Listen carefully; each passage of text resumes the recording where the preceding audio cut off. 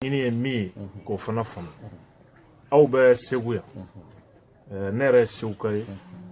nka a bɛ se ka fɔ ko ne bɛ Bamakɔ président Ibeka ka nin san 5 in kɔnɔ an bɛ min mɛn foyi ma kɛ baara ɲuman foyi a ma kɛ Segukaw fana ko ten wa. Bon alhamdulillah nin jɛkulu kelen de ye ci bila assemblée président ma n b'a f'i ɲɛna ni o ye Isaka Sidibe Isaka Sidibe o ye carte d'invitation bɔ a filɛ kosɛbɛ carte d'invitation min dira Wahada tɔgɔ la kosɛbɛ ka se ka a baara kɛ nin de don an bɛna président remercier a ye baara min kɛ Abdul Niang kira ko ko alikamalu lillahi ko dafa ye ala ta ye c'est-à-dire ali kafiri ala b'a ka ɲuman jira la alikiyama i ye nin ɲuman in kɛ ala b'o jira quoi bon ne t'a dɔn ni mɔgɔ ye ɲuman kɛ n'a ye juguman kɛ n'a ye juguman fɔ vraiment n'a tigi ye ɲuman kɛ a y'a remercier dafa ye ala ta ye o e min bɛ ka lagosili kɛ dɔ b'i la o i bɛ ka ko dɔ kɛ dɔ la o man d'o ye o ala y'a kɛ anw ye fɛn damadɔ ye an ko an b'a remercier o la démocratie fanga kɔnɔ Mali armée tiɲɛna a sera ka place ba ta c'est o tun y'an ka laɲini ye Wahada fɔlɔ de ye pétition initiée a initiateur de bɔra ne na ka mɔgɔ 8,000 zebe fɔlɔ ka t'o bila RICI kan asafura mɔgɔ 5,000 ni 500 kɔ ka t'o fɔlɔ kɛ ka dayɛlɛ o y'a sɔrɔ groupe patriotique tɛ foyi ten ka RICI ka da fɔlɔ kɔngɔ n'o ye ka na baara daminɛ ka maa 8,000 kɔ fara ɲɔgɔn kan ka sɔrɔ ka na groupe patriotique sigi bon ala y'a kɛ Mali ni RICI tɛgɛ ɲɔgɔn sɔrɔ kɛlɛkɛminɛ dɔw sɔrɔla gouvernement ye dɔw san sababu ɲuman ye jamanaden mais gouvernement ye dɔw san baara ye dɔɔni dɔɔni o sababuya bɔra Wahada la président y'a bolo don a ko nafolo fɛn bɛ se ka kɛ sɔrɔdasiw la a y'a kɛ sɔrɔdasiw minnu sara a ye min kɛ o la an m'a ye k'a fɔ mɔgɔya kɛ sɔrɔdasi minnu jogina a ye min kɛ o la an m'a ye k'a fɔ mɔgɔya kɛ a ye armée fɛ bon jamana kɔnɔden dun ko an y'a ta armée de kama c'est-à-dire hali n'a danna o baara ma quoi a kun kan ka fo anw kan ka remercier quoi o baara dama kama quoi anw kan ka remercier c'est-à-dire sɔrɔdasi kelen kelenna bɛɛ de bɛ sa mɔgɔ sɔrɔdasi kelen mana sa bi a sara maliyɛn bɛɛ quoi donc mais o kunnafoni bi sɔrɔdasiw ka saya bɔ an kunkolo la k'a k'i n'a fɔ président de bɛ ka sɔrɔdasiw faga ne jigi banna Mali fanga opposition na don min na n bɛ k'a fɔ ne tɛ politique la dɛ n jigi banna don min na maa min na ministre ye mɔgɔw faga Gao opposition y'o ta k'o da fanga na non maliyɛn kun kan k'a ɲɛ yɛlɛ est ce que ni opposition ko fɔlɔ fɔ a kun kan ka sɔrɔ ye ou bien a kun man ka sɔrɔ ye donc an y'a dɔn k'a fɔ o bɛ fɛn dɔ de la min ti Mali ko ye quoi fo ne ka kɛ nin ye quoi bon min fɔ opposition mɔgɔ ye ala ko a bɛ fanga di maa ma maa min y'a diya a b'a minɛ maa na maa min y'a diya Zimbabwe Robert Mugabe a ka opposition kun ye Morgan Tsvangirai ye a ye mankan bɛɛ kɛ Robert Mugabe nɔfɛ ka joliw bɔ ka na tila ka premier ministre Robert Mugabe bɛ n'ale sara wa ala de bɛ ta n bɛ fɛ k'o de f'u ye ala de bɛ ta u ka sabali c'est à dire ni k'i b'a karaba n'ala ma d'i ma ala b'i bila bɔgɔ la Morgan Tsvangirai ye o misaliya ye donc Ibeka ye baara k'anw fɛ yan an y'a bonya masegin k'a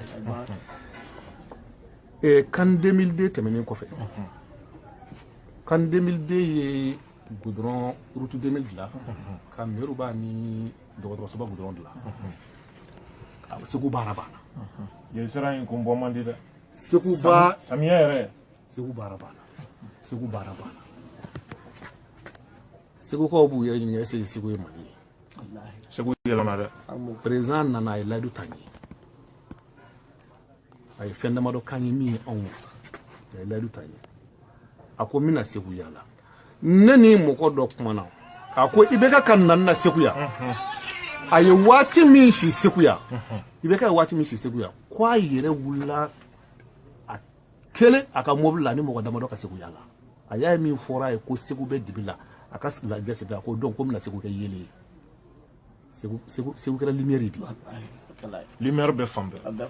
goudron dara Segu fan bɛɛ route 2000 dilanla k'a ɲɛ c'est-à-dire Ibeka n'aw ka baara kɛ quoi a baranjini ka fisa baaraba dɔw walankatali parce que a baranjini de cɛ ka ɲi kojugu goudron épaisseur goudron nugulen bɛ cogo min na c'est-à-dire Segu bɛ cogo min na bɛɛ filila Segu ma o sababuya kama bi Segu terrain montera parce que baara min kɛra Segu bi an bɛ don min na n'a fɔ bi mɔgɔ minnu y'u to ka Segu kibaruya mɛn bi Segu terrain kelen n'a tun bɛ feere 80,000 bi yɔrɔ dɔw la 1,000,000 1,200,000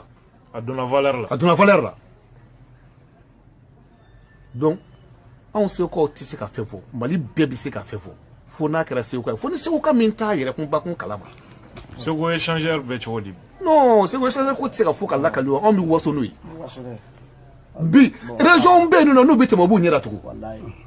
i bɛ ka taali min kɛ Sikaso maire kan don Segu maire ma Segu maire y'a fɔ a ko n'a y'i ja Toni ta ye a y'a fɔ télé de la image de la n'a ja Toni ta ye putain Abdulaye anw wasara anw bɛ se k'a fɔ ne de y'o fɔ kɛnɛ kɔnɔ n ko an y'a ta kun min kama anw segukaw y'a dɔn i y'a faamuya anw segukaw y'a dɔn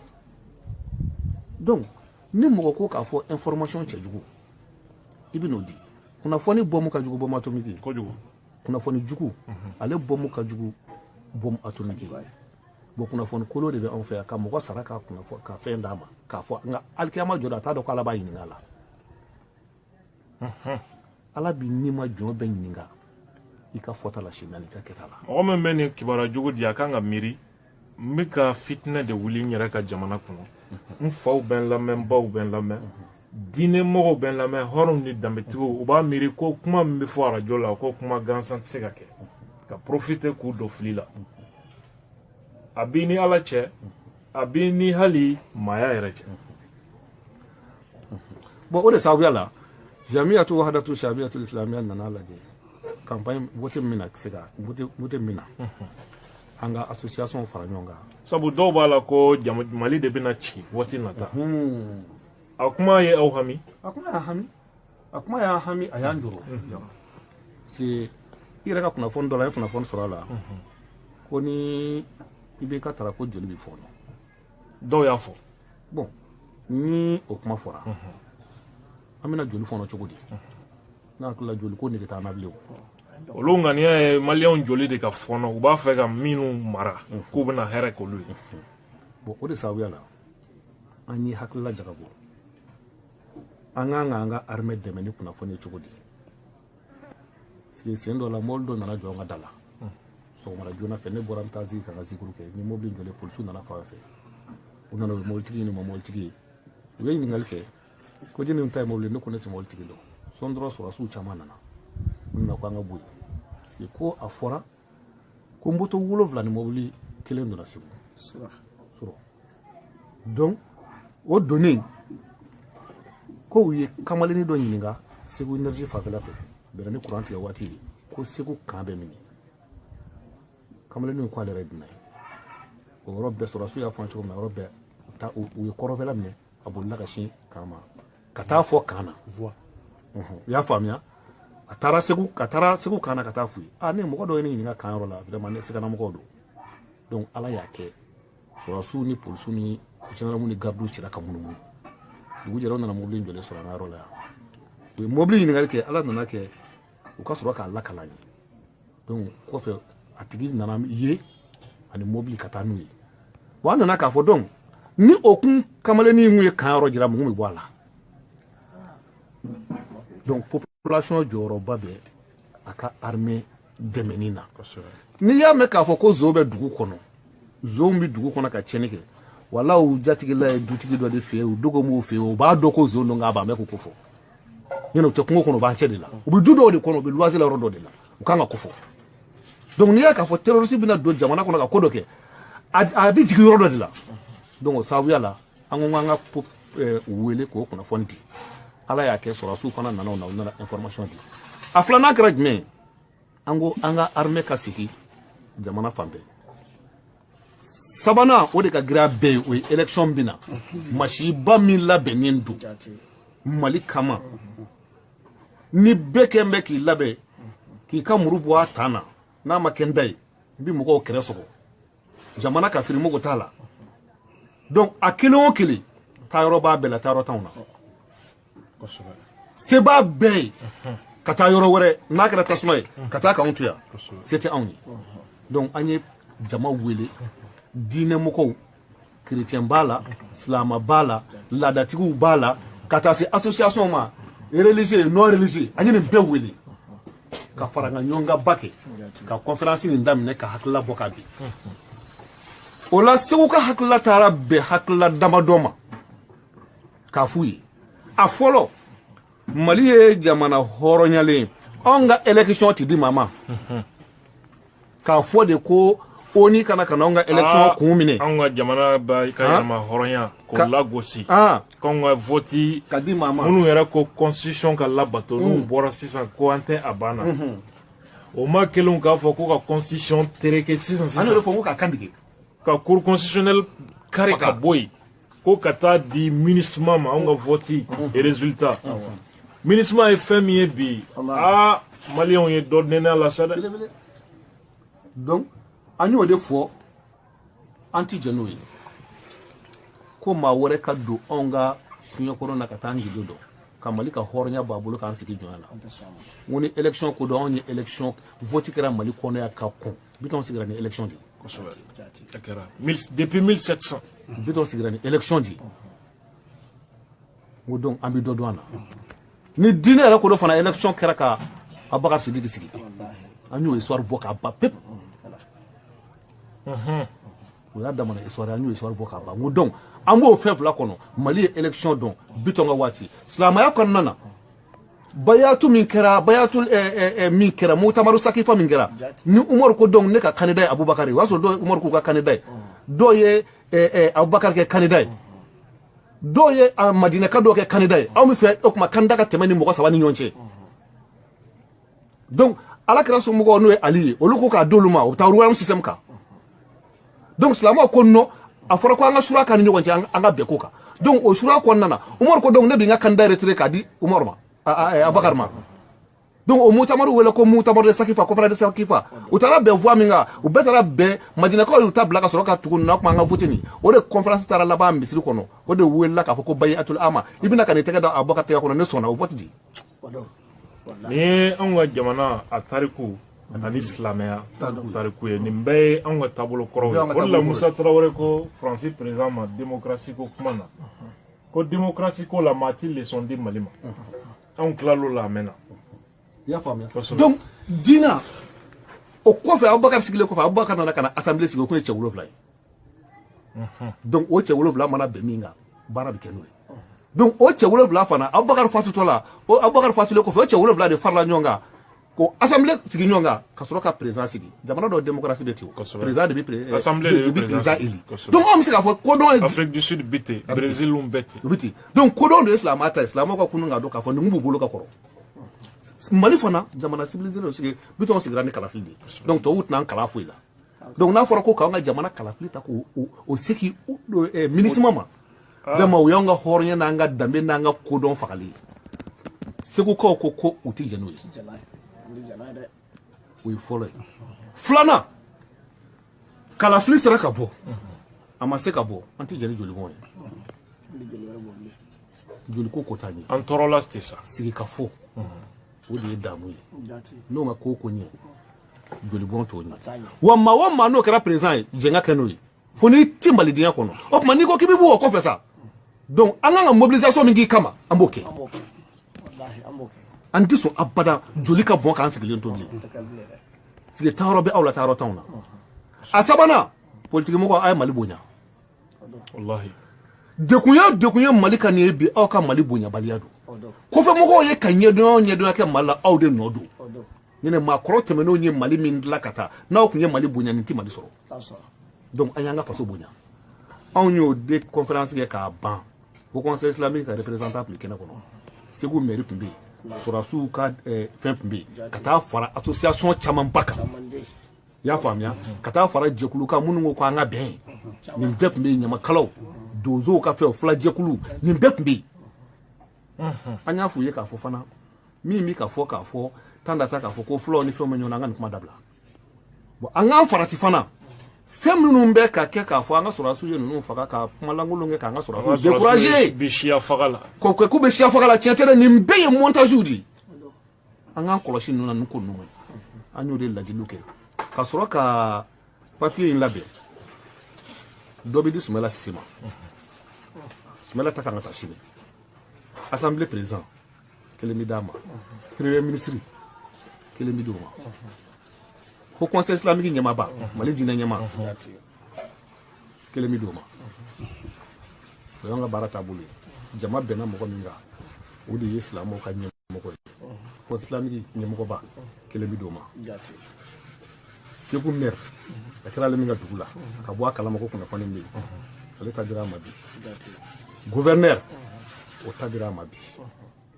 donc an ye nin a di nin mɔgɔ damadɔ ma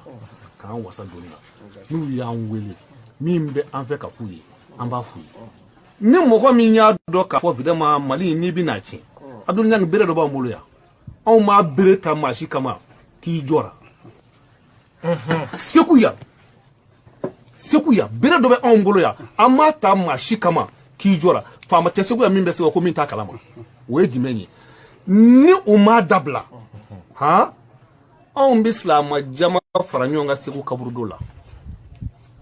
ka taa an ta jira Ala la Allahu akbar an delila k'o kɛ fɛn o fɛn na wallahi Ala ni karisa ni min ka kan n'a bɛna fantanw tɔɲɔ ka fantanw mako sa ka fantanw joli bɔ yan Ala a d'a tigi ma wallahi Ala a tigi ni min ka kan a tigi ni min ka kan Ala o jira a tigi la billahi o bɛ anw fɛ an m'a kɛ diɲɛ foyi la ko anw m'o kɛ foyi la yan ko o tigi m'o fɛn sɔrɔ kuma ye i ko bere dɔ b'aw fɛ yan Segu maa o maa ŋaniya ye i kɛra maa o maa ye vote ko in na k'i bɛna fitinɛ don Mali kɔnɔ o bere a tɛ kan maa la a bɛ n'a fɔ tilali ko kuma tun bɛ yen sani Mali ka indépendance sɔrɔ ko Segu ka fara ka bɔ Mali tɔw la dɔw tun y'o fitinɛw ye maakɔrɔbaw ye jama wele kaburudon na kuma bilala yen segin bɛna k'o de kan wa Abdul Niang anw ye mɔgɔw wele kaburudon la n ko n'a sɔrɔ Mali crise k'a juguya min Mali ci ni Sarkozy b'a la Ala kana mandat filanan nɔgɔya ye wallahi a défaite kɛ o kɛra Segu yan maa minnu k'u bɛ joli bɔn Mali vote ko la i y'a faamuya anw y'a jira yan n'a sɔrɔ maa o maa bɛ Mali juguya la i t'i fɛ Mali in ka jɔ fiyewu hali n'a tigi bɛ kuluba musow farala ɲɔgɔn kan cɛw farala ɲɔgɔn kan denmisɛnw farala ɲɔgɔn kan sarakatu bɔlen kɔfɛ n'a tigi bɛ kuluba Ala ka danzira a tigi ka fanga n'a kɛra billahi an m'a foyi ta misi min n'u y'a kɛ an y'a fɔ misi tigiw ye n'a y'a kɛ an b'a k'a kama anw bɛna kɛ don min na gouverneur min bɛ yen a ye gendarmew bila ka taa kaburudon koli mais o m'a to anw ka bali k'a kɛ wallahi cɛw sɔrɔla yen mɔgɔw taara kɛ ka kaburudon fa billahi lazi la ilaha illa huwa a ko dabila la ni ma dabila i b'a yɛrɛ la bon o kelen de bɛ an bolo an bɛna taa nin papier di Mali politique mɔgɔw ma u k'a minɛ u k'a lajɛ n'u ma sɔn an bɛ faso jama wele Segu kaburudon la min ɲɔgɔnna kɛra ka tɛmɛ ka taa n dama kasi Ala la ninnu bɛ fɛ ka anw tiɲɛ k'an mako sa k'an ka maaya ban Ala ni cɛ o cɛ b'o la yanni élection cɛ ani min ka kan Ala a jira a la n'a ni bɔgɔ de ka kan n'a ni bana ka kan min b'a ɲinɛ an kɔnɔ d'a kan anw ka papier bɔlen o de bɛ kɔfɛ n'u m'a to an da la wa o bere de b'an bolo an b'u ladi n'o ye fɔlɔ k'an ka damakasi kɛ wa fantanw de bɛ taa jɔ Ala ɲɛkɔrɔ fana han c'est mɔgɔ dɔ bɛ yen nɔ a ka wele ti bere maa tun ye ne ka wele ti bere maa tun ye ne ka wele fise de ye mɛlɛkɛ te foyi t'a ni Ala cɛ donc an dun bɛna tɔɲɔ di musow bɛna kɛ yatimɛw ye musow bɛna kɛ filiyatɔw ye denw bɛ kɛ yatimɛw ye cɛ dɔ kɛra nasa c'est à dire ni Mali ko don an kɔnɔ guwan bɛ an dayirimɛ ɲini ani baloko la hali bi dɔw ko an joli de sisan u ka bɔ ni Mali ko don an ka fara ɲɔgɔn kan sa n y'o de fɔ c'est à dire nin ti nin waati kuma ye o nin ti nin waati kuma n ko ne yɛrɛ kamana ganna de a fɔra ko fanga ɲini bɛna daminɛ maa hakɛ min fɔra ko bɛna bali fanga inna lillahi wa inna ilaihi c'est à dire jamana bɛ nin crise kɔnɔ a y'a bɔ cogo nin sa a ye fara ɲɔgɔn kan dɔrɔn a k'a bɔ quoi ni jamana bɔra n'a ani min ka kan Ala b'a d'o ma sa ni jamana hami b'i la dɛ jamana hami t'u la dɛ fo ne ka k'a ye donc ne e dun y'a ci ka nin sigi a kunna i ye min fɛn kelen tigɛ o kelen de bɛ k'i la ou bien n bɛ misaliya kelen d'u ma politique mɔgɔ ninnu filɛ nin ye an ka bɛn an ka fara ɲɔgɔn kan a si tɛ si ɲi ye Laginɛ président min bɛ yen bi ale tun tɛ minnu bɛ a tun tɛ opposition jugu ye bi ale yɛrɛ n'olu ka di yan wa mɔgɔ ninnu de bɛ taa donc n bɛ fɛ ka ladilikan min di faso jama ma c'est à dire u kana to u kɛ